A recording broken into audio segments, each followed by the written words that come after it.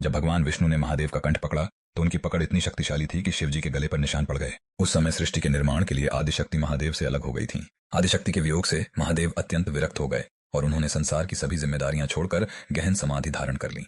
भगवान विष्णु जानते थे कि महादेव पशुपति हैं और वे किसी भी प्राणी पर होने वाला अत्याचार सहन नहीं कर सकते, इसलिए उन्होंने एक योजना बनाई। नारायण ने गरुड़ देव को आदेश दिया कि वे सर्पों का शिकार करें।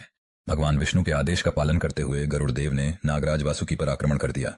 दोनों के बीच भयंकर विष युद्ध हुआ। अंततः इस युद्ध में वासुकी पराजित होने लगे और उन्होंने सहायता के लिए महादेव को पुकारा। नागराज वासुकी की पुकार सुनकर महादेव तुरंत युद्ध भूमि में पहुंचे और गरुड़ देव से वासुकी को छोड़ने के लिए कहा। तब गरुड़ देव ने उत्तर दिया, यह मेरे प्रभु नारायण का आदेश है, इसलिए मैं पीछे नहीं हट सकता। यह सुनकर महादेव अत्यंत क्रोधित हो गए और वे गरुड़ देव का वध करने ही वाले थे। तभी भगवान विष्णु स्वयं वहां प्रकट हो गए और बोले कि महादेव गरुड़ को नहीं मार सकते। इसके बाद महादेव और भगवान विष्णु के बीच भयंकर युद्ध छिड़ गया। युद्ध को शीघ्र समाप्त करने के लिए भगवान विष्णु ने महादेव का गला पकड़ लिया। उनकी पकड़ इतनी कठोर थी कि शिवजी के कंठ पर स्थायी निशान बन गए। इसी कारण उन्हें सिटखटी कहा जाने लगा। यह देखकर महादेव अत्यंत क्रोधित हो उठे और उन्होंने अपने त्रिशूल से भगवान विष्णु की छाती को चीर दिया। लेकिन जैसे ही महादेव ने नारायण को पीड़ा में देखा, उन्हें अपने क्रोध पर पछतावा हुआ। उन्होंने तुरंत अपने दिव्य स्पर्श से भगवान विष्णु के घाव को भर दिया।